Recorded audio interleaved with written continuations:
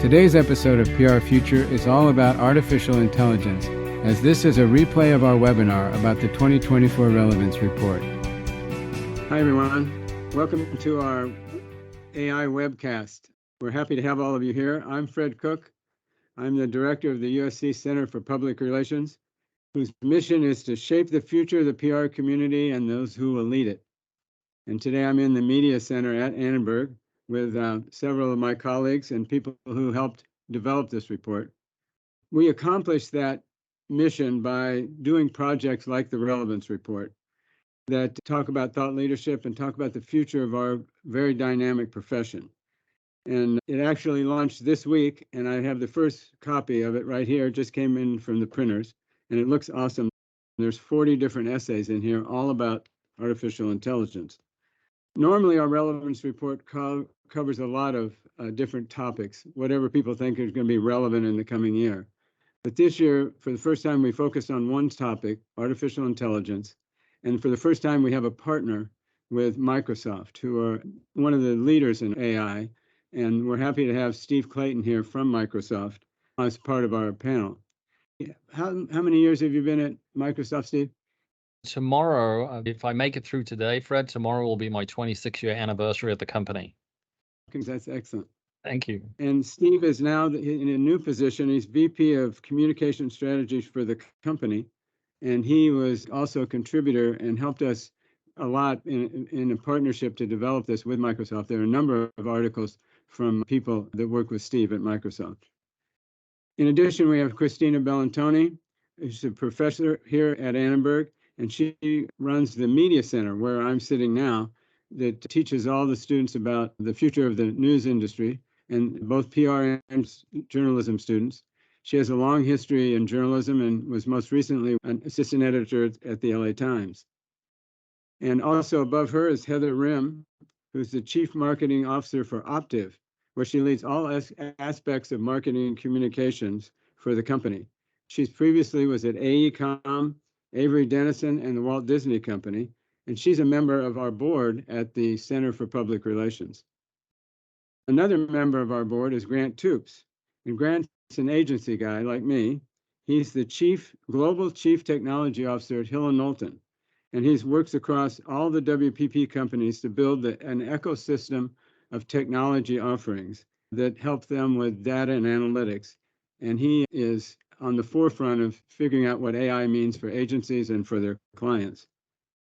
And we also have Tarad Neptune. Tarad is a member of our board as well. He's the Senior Vice President and Chief Communications Officer of Medtronic, which is, I think, the largest healthcare technology company in the world. And he's a member of the executive committee there. Previously, he worked at Lenovo, Verizon, and he's also on the board of the Center for PR. I'm really happy that Aaron Quitkin is joining us. Aaron is actually an entrepreneur in the AI business, but previously he founded and ran his own PR firm. So Aaron's seeing things from both the AI side and the PR side, and he's going to share his insights with us. And he's a guest speaker often at USC.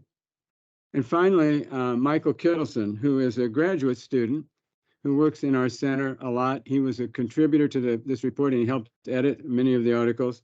He has worked in a lot of different areas in his shorter career, and he wants to solve the world's toughest communications problems. And Michael, this may be one of them. We'll see. Let's get to some questions. Let me start with you, Steve. Can you just tell us, this is sort of a softball question, but Microsoft has doubled down on AI. Can you just explain how important this is to the company? Yeah, sure, Fred. It's a great place to start. And I decided to ask Microsoft Copilot for an answer to this question. So I literally a few minutes ago on my phone said, how important is AI to Microsoft's future? And this is literally what it said. Yes, AI is very important to Microsoft's future. Microsoft believes that AI is the defining technology of our time, and that can empower every person and every organization on the planet to achieve more. And then it goes on. And I can assure you that is not a hallucination. That is 100% true. It's absolutely a defining technology of our time, and just incredibly important to Microsoft and everything we do. And anybody who, follows the company in any kind of way, you will see that, just 2 weeks ago, we had one of our largest annual conferences that we have called Microsoft Ignite that's attended by about 250,000 people. And that entire conference really was dedicated to AI, starting with a keynote from our CEO, and who for an hour, literally an hour end to end, talked about how it's basically showing up inside of every product and every service and everything that we do as a company. So enormously important. And Frank Shaw wrote an essay for the Relevance report, and he talked about the other advancements in technology that have changed the way we communicate and the way we live. Does this one feel faster, that's going faster than the previous iterations? I think it feels faster, and I know that Frank does. And it's auspicious that we're doing this webcast on this day. I don't know if people know this, but today is actually the 1-year anniversary of the release of ChatGPT. And if you just look at everything that has happened over the last year, I've been in this industry for 26 years, and I've never seen this pace of change. We started out with 3.5 is what ChatGPT was based on. GPT-4 came out very quickly. Now we're at GPT-4 Turbo and GPT-4V, and that's just the OpenAI, wave of technology that Microsoft is building on top of. And of course, there's many others who are out there moving, maybe not as quickly, but certainly quickly. So I would say it's the fastest I've ever seen, and then that's combined with, I think it has the most profound impact of any technology I've ever seen on our discipline as communicators. And I think we all saw that, right? A year ago today, we all typed something into ChatGPT, I expect, and we all looked at it and went, wow, I've never seen anything like this before. That's interesting. So is it impacting your work and the communications team at Microsoft? Is AI a big part of a tool you're using a lot these days? It's a very part of my work and my team's work. And so my team got formed about 6 months ago we do a number of things, but a big part of the function of what we do is look at how is AI going to impact the communications business at Microsoft. And so we're using a lot of our own technology already. So this Copilot technology inside of Teams or PowerPoint or Outlook to help us create content, to help stimulate ideas around content, to help us, inside of Teams, do things like catch up on meetings and find out, what actions happen in meetings that I didn't attend, to create visual content. So it's gone beyond text. But almost the entire focus of my team right now is saying, how do we take this technology and apply it to our business? And just to be clear, that's not apply it to our business in terms of replacing work or replacing the work that people do. It's allowing us to do more important work. It's getting rid of a lot of the repetitive work and the drudgery and allowing people to apply their mind to be more creative, more productive, and just create better output. So that's what we're very focused on. That's a good transition. Tarad, you work in the healthcare industry. When you ask ChatGPT about that, which industries are going to be the most affected by AI, healthcare comes up as at the top of that list. How do you see this impacting your work? I think it's a big opportunity for us. And we recently did a national poll with Morning Consult to probe a little further at this question of AI and healthcare in particular. And I think to your question, some of the interesting insights, a couple of them. One, the majority of Americans, 52-ish%, believe that AI will have a significant benefit to disrupting healthcare, kind of evolving, transforming it, creating breakthroughs that have just not been able to be achieved without it.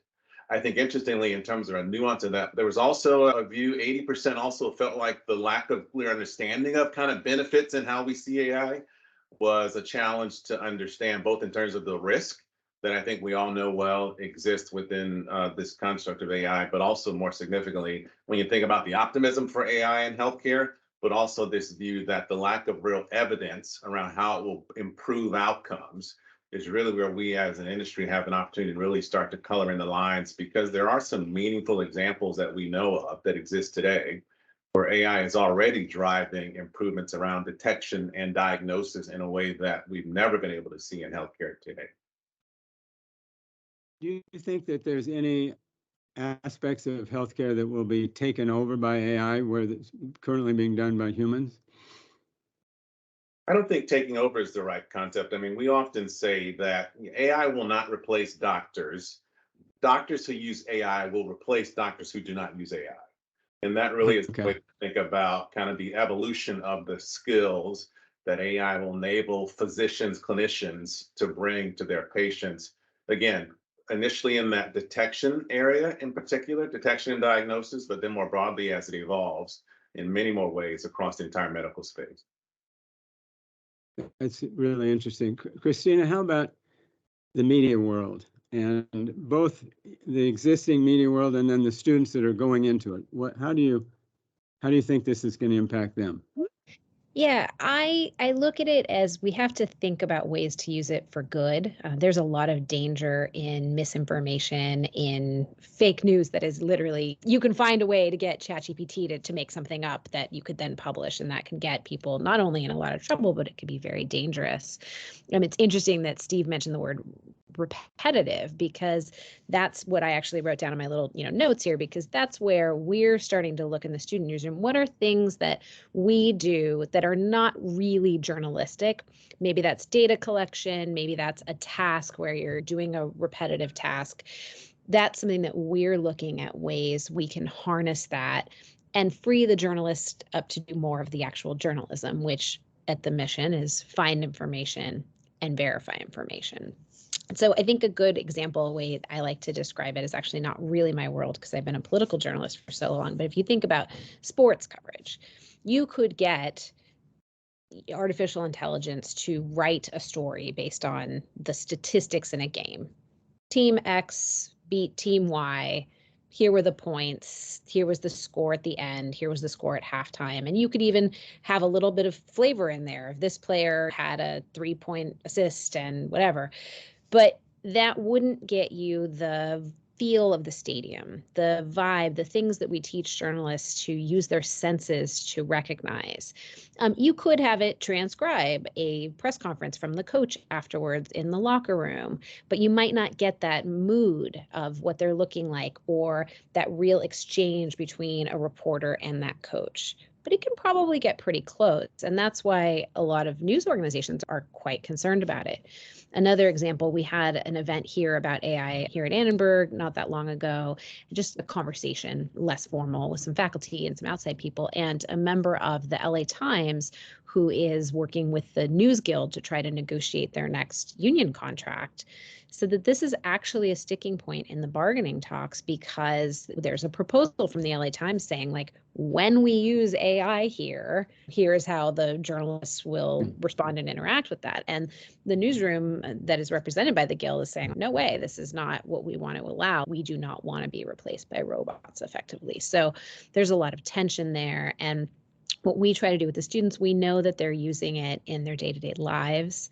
I actually have a confession. I have never used AI. I mean, I guess I use it in things that are built in, but I don't have ChatGPT, whatever. I know lots of people that do. My mom is using it to write a business plan currently. I see all the good in it.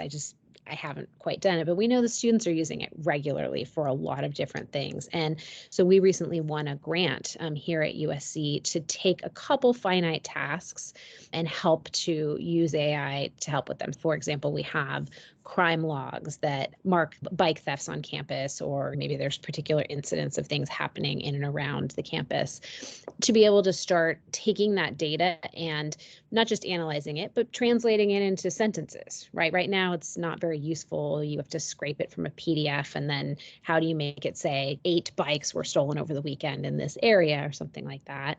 But it can also start to identify trends, and that's where you need the humans, right? The human journalists who are both taking a look at that information, verifying it, and then adding important context. What you don't want is for AI to say, SC is a hotbed of bicycle thefts because there were 8 thefts reported over the weekend. It's really easy to get into those dangerous conclusions looking at that data. So it really is a partnership, which is what Michael and I wrote in the Relevance report. It's AI with humans. And so that's going to be a job area where we're trying to train students. How do you work with it? This is something that will be a marketable skill if you come in as an entry-level person and you can say, I've developed this here at my student newsroom, and I can help develop it here at the New York Times or CNN.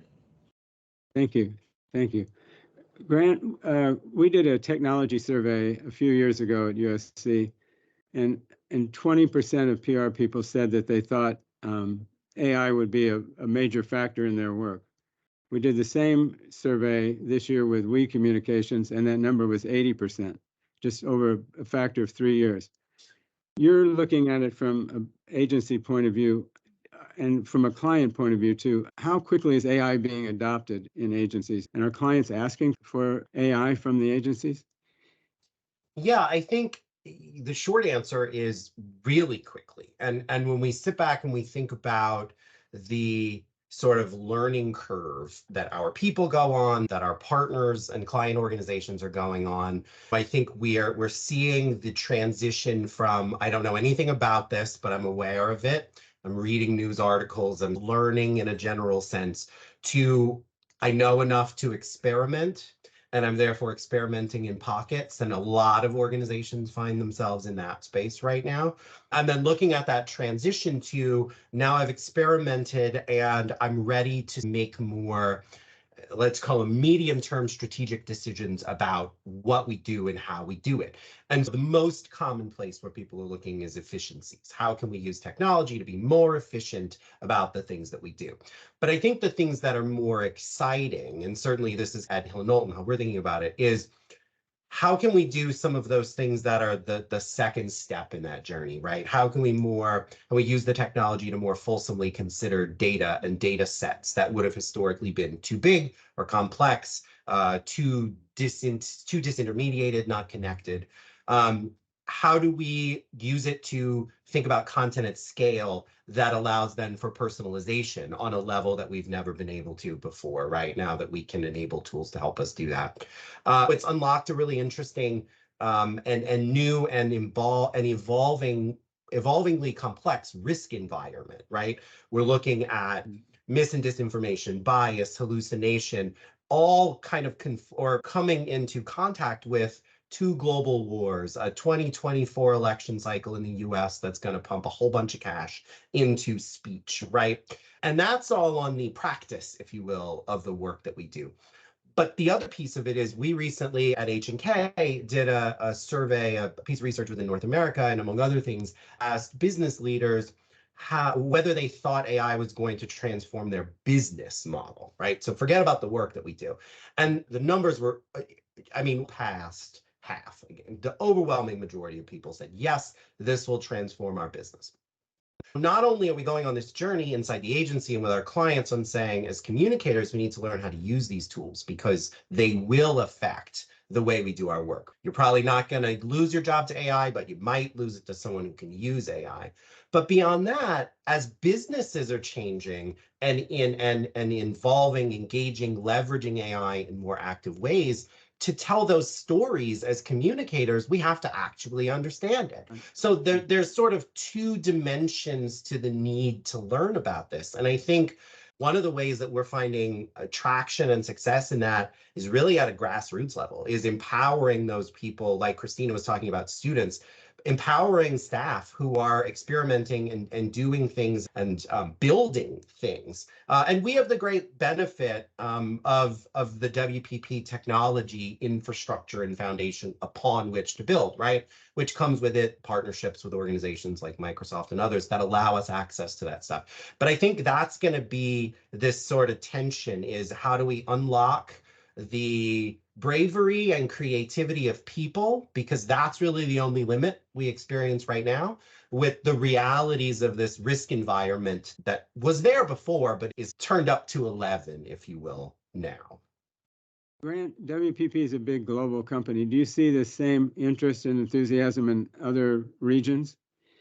Yeah, it manifests in slightly different ways in different parts of the world, to be sure.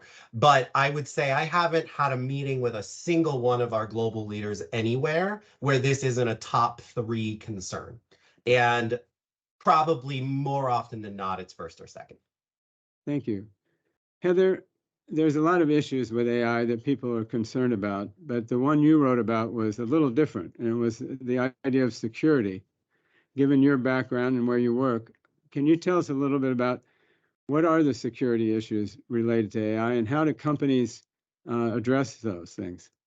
Sure. Happy to jump into that question.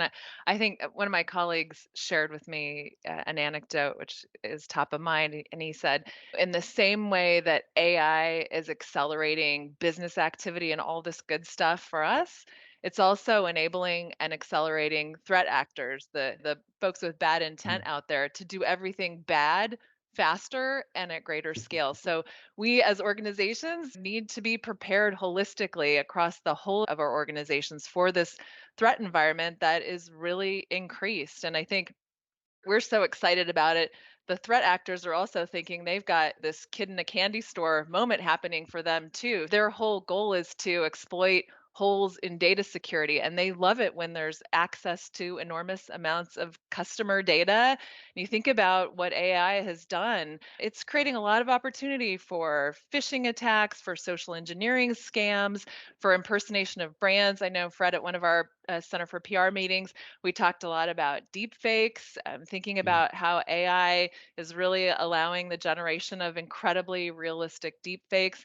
And then, of course, everybody's excited about the large language models, and that's adding a whole new element of risk because of some of the things that we've already talked about here around manipulation, data poisoning, injection of malicious code and instructions into the content. All that to say, in terms of what we can do about it, we've talked about needing to have a human in the loop and that strong security posture. And I think for us, to not get caught up in all of the excitement and then end up with this over reliance on AI, because I think it's interesting. In some ways, we were really built for this moment because we've all, as communicators and marketers, we've been taught to have proper governance in place, to not just take things at face value, to think about data privacy and compliance and all the things that we're trained on in our companies. And yet somehow AI came onto the scene in a bigger way. It's been around for forever, but now in particular with ChatGPT, suddenly all of the things that we all know better, we're throwing that out the window and uploading strategic plans to public platforms. I'm not saying we would do that, but you hear stories of that. And it's crazy because we know better. I think the more that companies can just recall all the things that we've been trained on and that we know are important when it comes to protecting data and information, that all applies now more than it ever has. So Yeah. It's both good and bad, right? exactly. We just need to we need to proceed with caution, but lean into this because this is a moment. My colleagues talk about this, like they equate this to the launch of the internet. This is big in that way. Well, Erin, you had a long career in PR. You had your own agency, and now you're an entrepreneur in AI. You've created a product. And are there a lot of products out there now for the PR industry that are AI driven, or is this the beginning and there are just a few? And what's going to happen next? Well, if I could get away with it, I'd say we're the only product. There are more and more out there, and people like Grant are starting to build them at the holding company level as well. But before I answer that, I just want to mention too, and I put it in the chat, there's a really interesting story in the New York Times today by Steve Lohr, who wrote about the Data and Trust Alliance. And actually, it was brought to my attention through John Iwata, ex-IBM and professor at Yale. There's a move to have data provenance standards in the same way that, you have to list, what's in your food product and food labeling, specifically for LLMs and AI. So just riffing on what Heather was talking about before. So I'm generally an optimist. I also am paranoid and have ADHD, so that kind of gets into the swirl a little bit. When I think about products that are the integration and the intersection between AI and PR, I started this journey, like you said, Fred, back in 2020, 2019. It was just GPT then. And everybody thought I was nuts because I said this is going to be consequential. I left my day job, handed the keys of my agency over to my very capable successor. And it's been very challenging to actually integrate it because we're in a business, in the PR world, we're in a business of kind of instinct. We've been starved for data. We've been starved for innovation. The last big innovation in the PR world was like email. I kid you not. And so I think about kind of this innovation starvation. And if I don't want to be overly reductive about what we do, but a lot of it is earned media. And we're trying to solve for two questions. Who's going to be interested in my pitch? And then how do I make my pitch more interesting or narrative more interesting? And I think that the stuff around generative, how do I make my content more interesting, is a little overhyped, if I'm totally honest. I think the future is going to be more so around predictive and prescriptive AI, being able to see around that corner. Grant said earlier, being able to take loads of unstructured data and create more narrative and resonance around that data. And I think that the challenge for us as PR people is to create systems and platforms that are as close to as intuitive as it is in real life, but also in an assisted way. And I think that Christina mentioned it before about the digest and sports scores, and you're not getting that vibe. The other issue is, and what we've been working on, is moving from Boolean search to semantic search and vectoring context. How do you create context? Otherwise, it's like very linear, and that is where I think the real gains are going to be for us. So when I think about what's next, I think about integrating voice skills. I don't think everything's going to be or should be in a search bar. I get why OpenAI did that, and look, my platform sits on OpenAI and Azure, as well as Anthropic. We use a couple different LLMs, but I think that the real gains are going to be around purpose-built, templated platforms for people to be able to be more performative, right? And PR people, again, we've never had data to be able to argue with the general counsel that this crisis statement is going to land a certain way. Being able to be more predictive, and I think then prescriptive, and having that back and forth, that's really what the future is. And again, I'm generally an optimist, but this isn't just important to us, this is consequential. And what I tell people to stay away from is anything words about productivity or workflow, because we're in the business of articulation, not automation. I don't want to automate what we do or the art of what we do. I'm just trying to be more precise and more deliberate using that data to make me more performative. Christina, what do you think? You use AI to write stories. What do you think about PR people using AI to pitch your stories? I mean, why not, right? I mean, I think in some ways, we've talked about this at the school level. We've been using things to enhance our writing for a long time. Even this maybe is a little bit off, go with me for a second for this analogy. So my 7-year-old is in first grade, and he's doing a reading fundraiser for school. And one of the ways they get points and they get little prizes and stuff is if they type in responses to prompts. The whole thing is they say you're graded on like doing a complete sentence and spelling things correctly. And I watched him and he was like, oh, like it's telling me what to do. Like all the autocorrect was in there. And I was like, oh, let me turn that off. And I couldn't, I spent 5 minutes with the phone and I could not figure out how to turn it off. And to Maxwell's credit, I won't look at it because I know that's how I get my points is writing it myself, which was like a really lovely moment. But I just thought this surrounds us.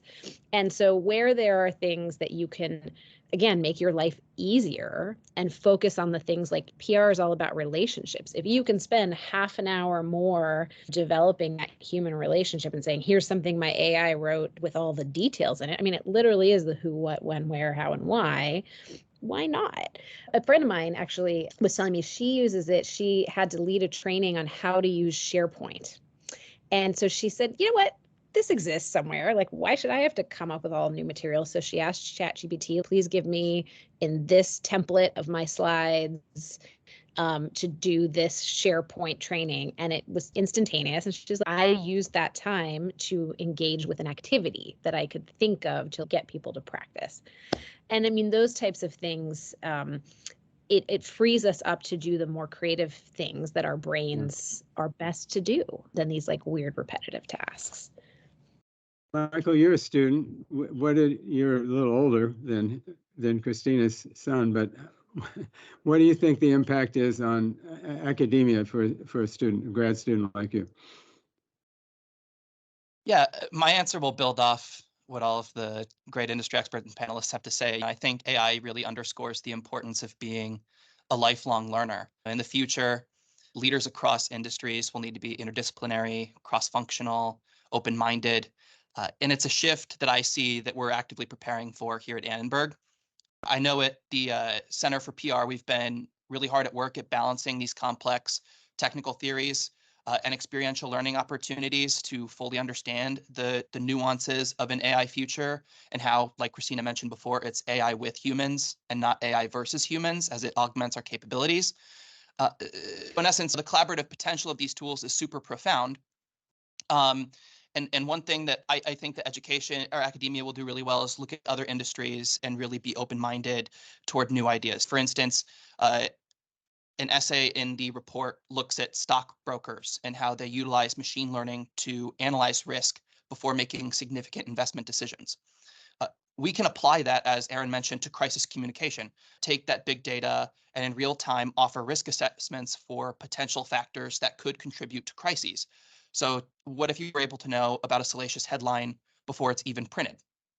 But I mean, that's a double-edged sword as well. With great power comes great responsibility. And so for education, the communication profession as a whole, I think we'll need to follow what I think is a North Star for leadership, which is sustainability, mentoring, and empowering the next generation of leaders. For us students, we're going to be looking a lot for mentorship. I mean, in PR or in strat communications, we already work in a very gray area. And so it's going to be all about the people behind the campaign. So it's imperative that we center ourselves around not just great forward-thinking minds, but great people as well, so that we can address ethical conundrums and other unforeseen issues. That's interesting. And Aaron addressed this too. You talked about crisis management. He talked about media relations. Overall, this question for anybody, how big of an impact on the Richter scale is AI going to have on the PR industry? And what parts of it do you think are going to be impacted the most? Remind me what the scale of the Richter scale, Fred? Ron and I were having an argument about this. It's either 1 to 8 or 1 to 10, but we've never seen a 10. 16, 17. There's got to be a more positive measure than an earthquake scale, though. No, just say 1 to 10. How's the 1 to 10? Plain old 1 to 10. 10. 10. Absolutely 10. Great. I heard it likened recently on a podcast to the invention of electricity, which I think when you actually start to peel it back and you think beyond just, and Aaron hit on this point, beyond just those pieces of it, which are, I can use this large language model to create content that's contextually relevant. To be sure, there are immense sets of applications for that. But I think our ability to do things like predict and understand when a client or when a company or a brand is going to be at risk for mis or disinformation, for a coordinated attack. So we recently at H&K launched a product called Sonar, and it's really designed in part to do that. And one of the things that we found working with a client recently was that they were coming under attack with something related to the conflict in Israel right now. And that attack was being driven by a couple hundred bots that then drove this through a massive network and pushed it out into the mainstream. And the ability to see that coming before it switched into the mainstream and coordinate a pre-bunking effort, I think is going to be one of the huge spaces where this plays out, Fred. The ability to predict risks, whether they're geopolitical, mis and disinformation, and then act on them before they become crises, right? Before they meet all the traditional check marks that we'd be looking for that says, okay, now we're in crisis mode, stand up the command center and get to action. I think that's going to be one major place this plays out. Any place else? Steve, any thoughts on how it's going to impact PR? It's two thoughts, Fred. I just put one of them in the chat. Is an area we've not talked about, which I think we're all involved in PR, is not on the output side, but more on the input side, is measurement and reporting and dealing with the huge. I spend a lot of my time, or my team does, saying what was the impact of a product announcement, what was the impact of a launch, what was the impact of an event that we did, and that's really, it's data, right? It's ingesting a huge amount of data, and AI is especially good at that and being able to help us produce reports and move. I like to talk about it as moving ourselves on this spectrum of a lot of measurement and reporting is hindsight. How do we get from hindsight to insight, and then start to get into foresight and start to do more predictive work, which I'm sure Grant and his team are working on. And then the second piece, just on the productivity side of things, even just outside of, let's just call it pure PR work, it's these tools are just going to help us be more productive as individuals. An example I had, and I put this in the chat, I get writer's block like probably everybody else does here at some time. And anybody care to cast a guess of when people open up Microsoft Word or any other word processor, what is the number one thing that they do immediately after they've opened Microsoft Word? They close it back down because people are faced with a blank page. This is a true story. People are faced with a blank page, and that's called writer's block. And I had this myself a few months ago. I wanted to write a memo to my team, and I had a slide deck, I had a PowerPoint deck that sort of had the essence of my memo, And so I used, not to overly promote Microsoft's technology here, but I'm going to, I used Copilot and I said, help me write a memo based on this PowerPoint slide deck. And it did a really good job. It didn't write the memo for me, but it gave me a 50% version of the memo that I could then build on top of. And if that isn't a productivity gain, I don't know what is. Can I add one more example? I don't usually get writer's block, but I have PowerPoint block. So I used beautiful.ai recently, and in about 2 hours, I developed something that would have taken me 10 hours to do, and it only required about 30 minutes for a real designer to come over the top to make it better. And usually she takes about 6 hours to do that. So the gains were huge. I also think we don't talk enough about the impact to employees in a positive way. So I think it's going to create jobs. We're probably going to retain more people. Agencies, PR agencies in particular, lose about 25% of their staff involuntarily every year. And a lot of it is because they just don't like the mundane tasks they're doing that can be augmented or replaced with AI. So I think that happiness at work, job creation, and also upskilling. You can become a specialist or have more of a specialism in something very quickly now that it might have taken you 5 years to gain. Doesn't mean you have core domain expertise, but what does it mean for multi-specialist firms in creating specialties and being able to up-level? I think it could be huge. There's an article in the Relevance report about up-leveling from one of the professors here at USC. From the agency perspective, though, many agencies charge their clients by the hour. And if you can do something in 5 minutes that used to take 5 hours, is there going to be some impact from that, Grant or Aaron?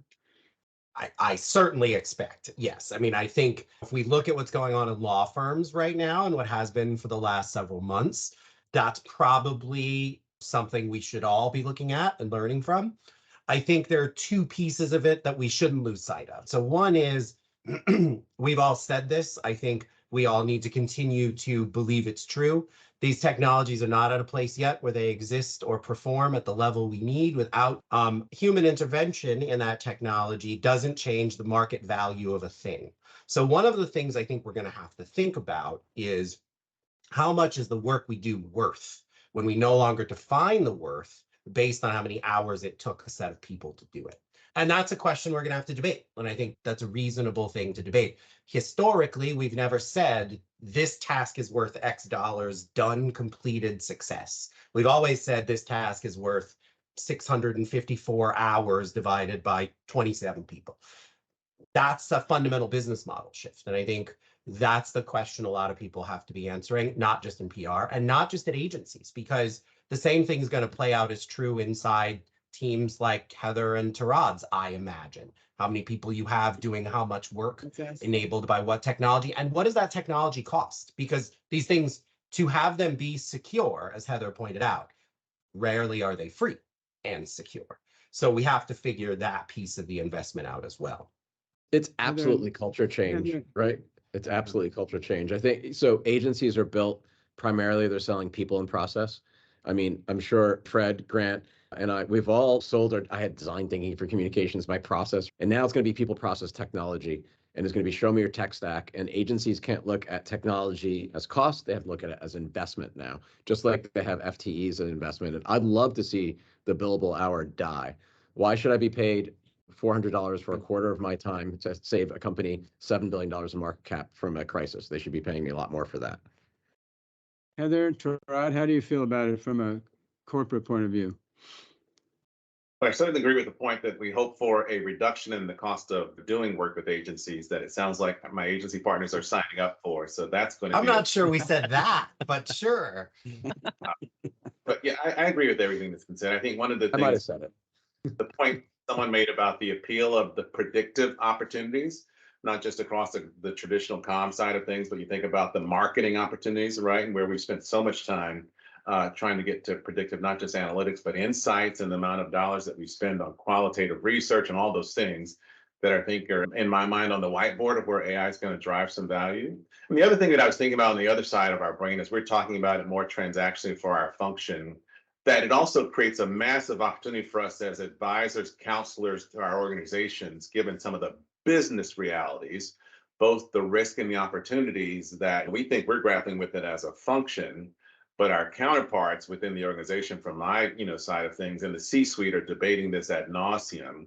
And so it creates a massive opportunity for strategic communications advisor, counselor, similar to what the last 2, 3 years has done for our function, to really elevate the stature and the level of dialogue as we help our organizations deal with the risk, the reward, and the potentials that have to be navigated in this as well. That I think creates a really exciting opportunity that we can't lose sight of as well.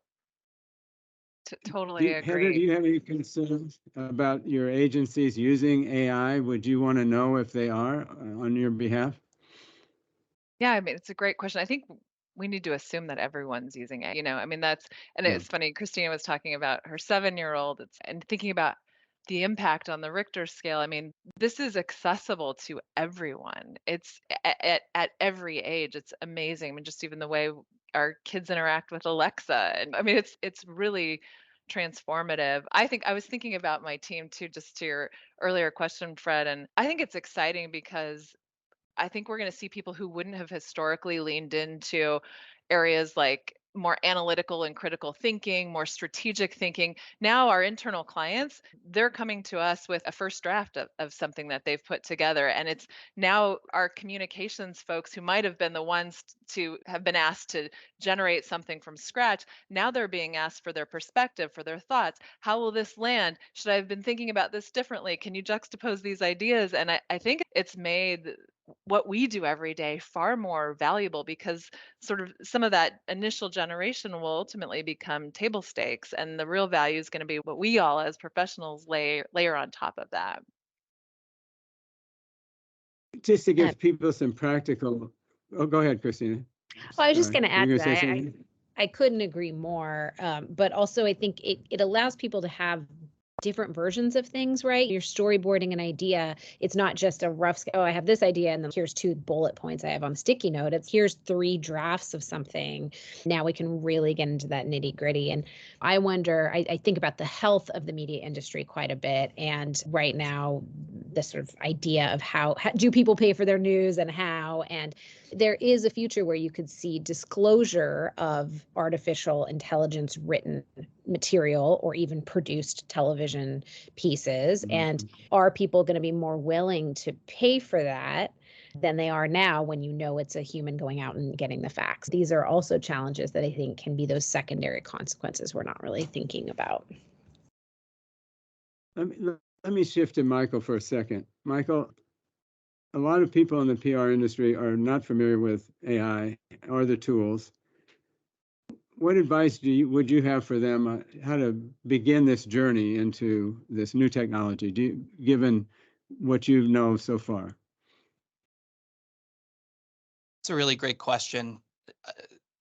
I'd embrace the learning curve and also seek collaborative learning opportunities. So start with AI in areas that you're passionate about. If you love screenwriting, try and come up with a story utilizing AI, generative AI, or talk about cooking recipes to understand its capabilities.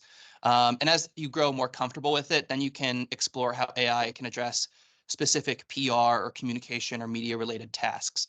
And just recognize that we're in a field of flux and we're all adapting together. So really embrace group discussion and workshops within your own organizations to share knowledge and experiences.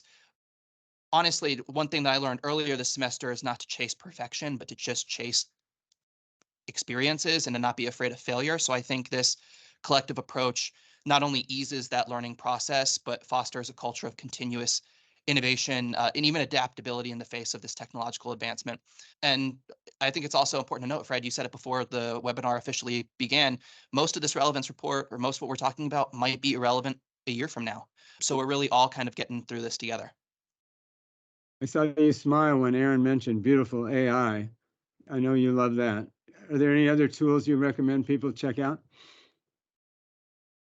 Yeah, it's fitting. Beautiful AI is phenomenal, by the way. I love using it. I suck at like designing stuff too, so it makes everything so quick. But it's fitting that Microsoft is with us. ChatGPT has been one of my favorite tools because I feel like I'm really thinking out loud.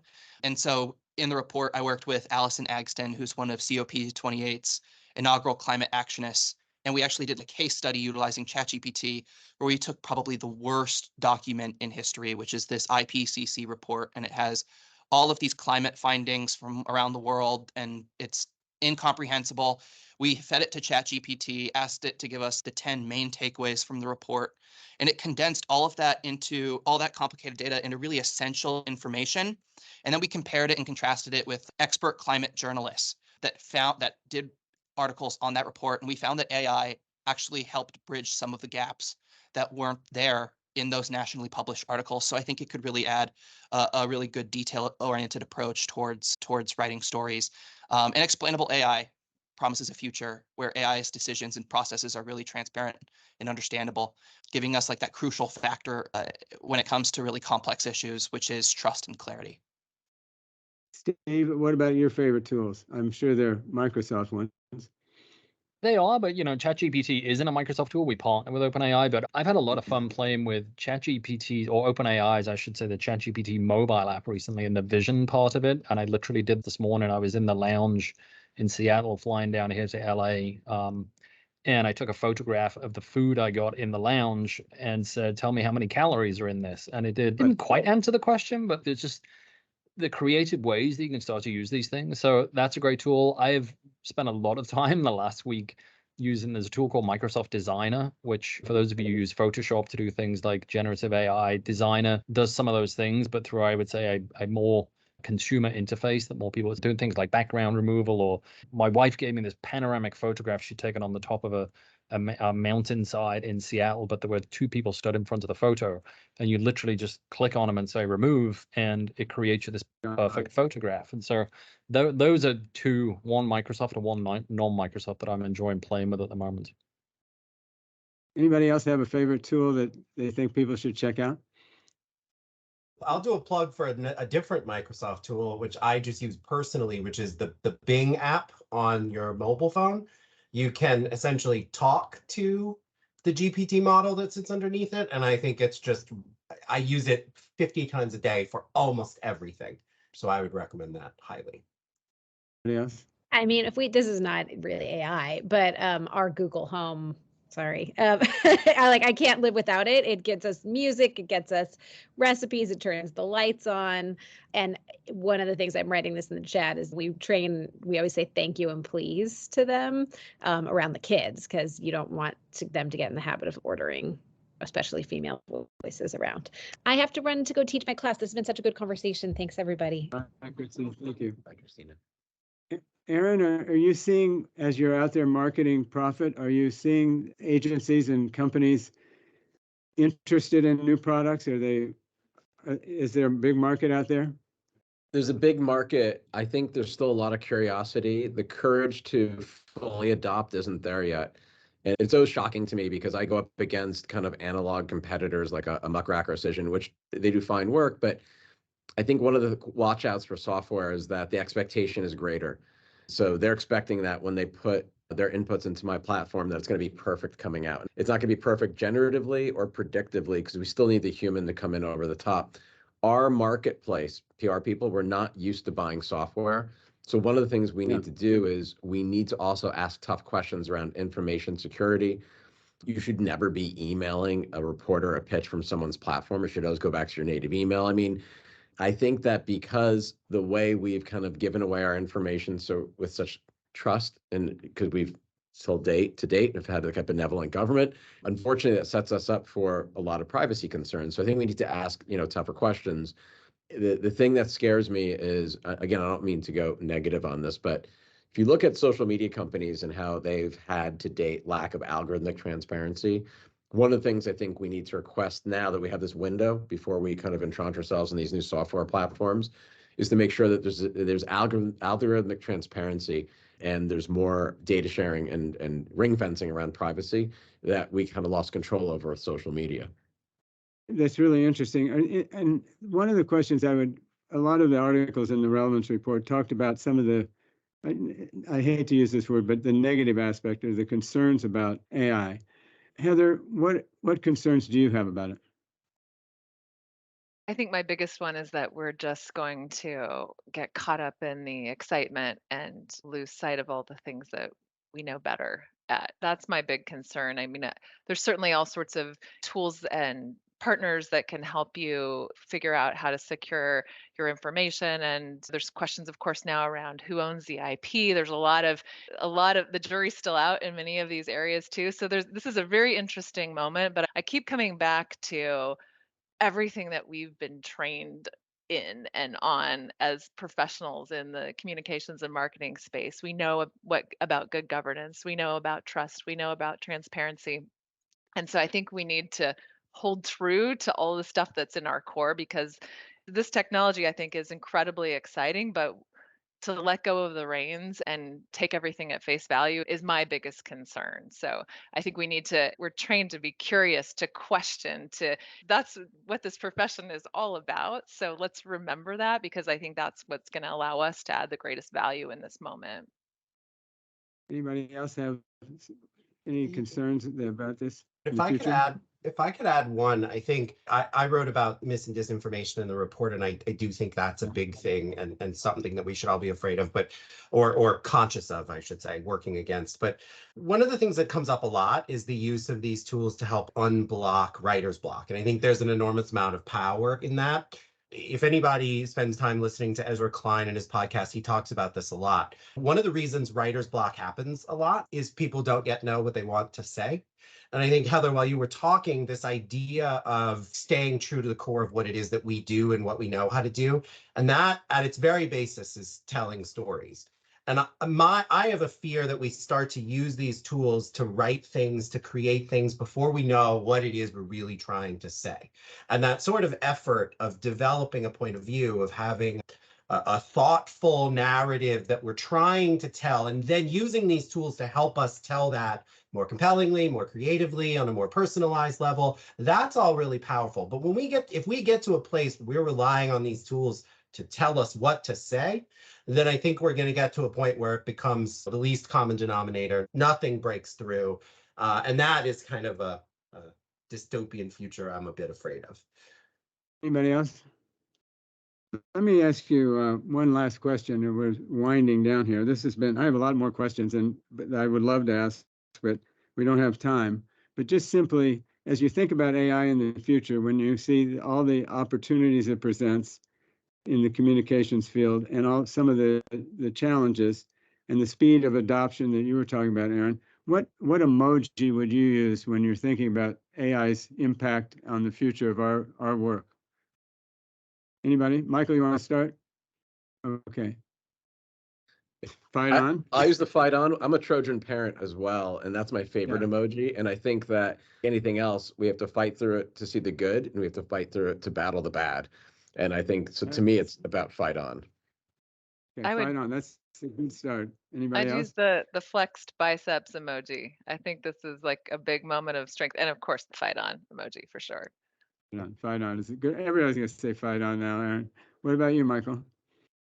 I love the fight on. I wish I had thought of that first, but I took a page from Steve's book and I asked AI what it would describe itself in an emoji, and it gave me the star because of all the bright and illuminating possibilities, which signals optimism, and I feel that. But I think that my emoji would probably be the one that is between conflicted and grimace, like that one.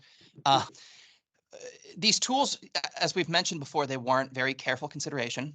On one hand, there is excitement about AI's potential for innovation and efficiency. But on the other hand, as the panel has mentioned, there are real concerns about authenticity and other ethical considerations. And it raises questions about the integrity of our profession. Can we maintain that authenticity that's crucial and core to the effectiveness of great PR? As we navigate this largely uncharted territory, there's a natural apprehension towards the unknown, especially how AI might transform our own lifestyles. There's just that right now I feel really conflicted as it relates to our future. Gerard, how about you?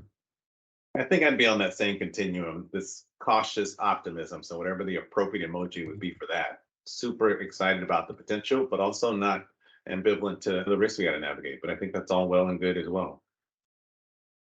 I'm not sure which emoji that is either, but it's a pretty nuanced one. I like it. Grant, how about you?